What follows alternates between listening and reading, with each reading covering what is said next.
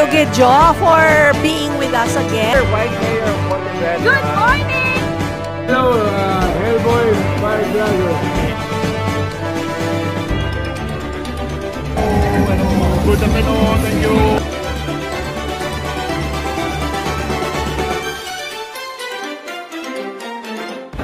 Hellboy Fire Vlogger. That's right.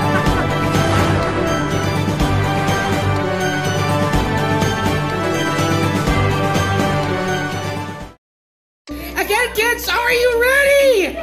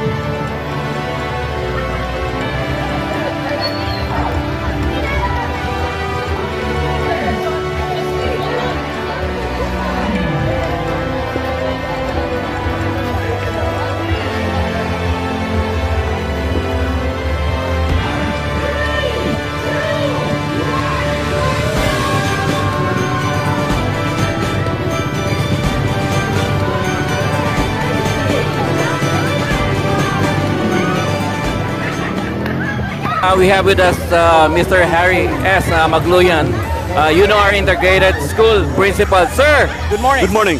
Yeah, first time ini nagkano sa sininga event. Yes, it's the first time for us to have this UNOR run or fun run.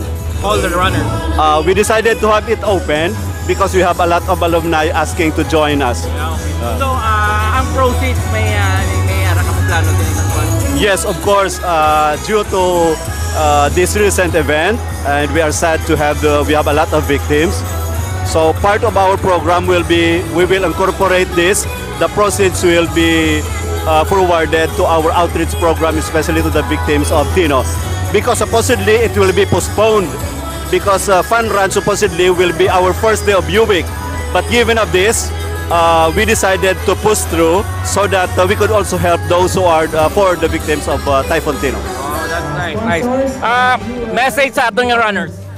Thank you for joining UNOR Run. We are so glad, especially to our alumni and to our running enthusiasts. Thank you for being part of this run. See you. We will still have a lot of activities for this one. Okay, thank you. Subong naman, may ara kita interview yun. Ini unique ni siya runner. Always barefoot ni siya permi. Siya tatawag ko na si Marianito S. Franciliso Jr. Sir! Congratulations! Thank you, sir. Good morning. Hindi ka nagigyan magsapatos sa magdagat.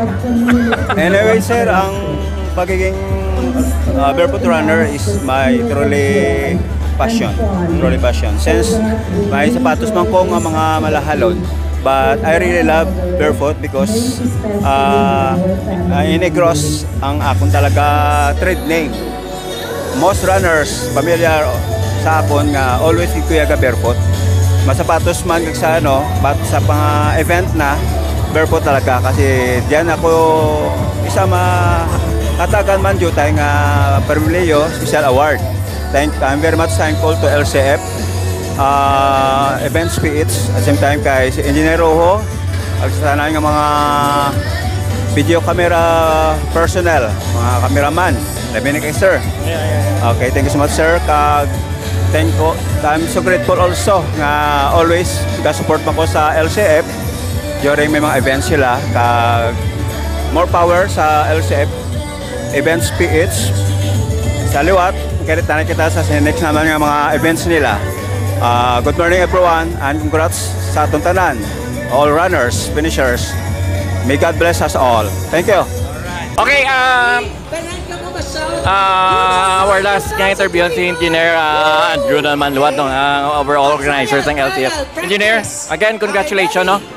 Thank you, Hellboy. Hello, guys. Oo. Bago lang natapos ang amon nga event, Yuno Run 2025. Kanami ka successful.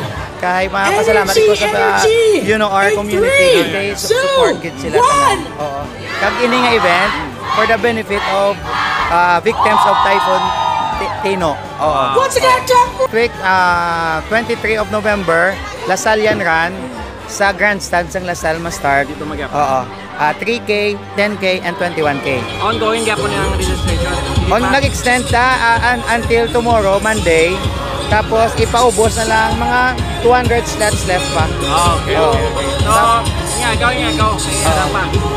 Pagka November 30, may Army Run, Bonifacio Run. Okay.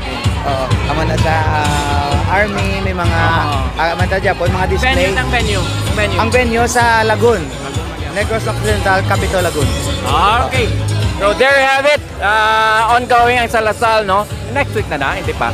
Next week na, next weekend. 30, November 30. November 30. Okay, so see you guys.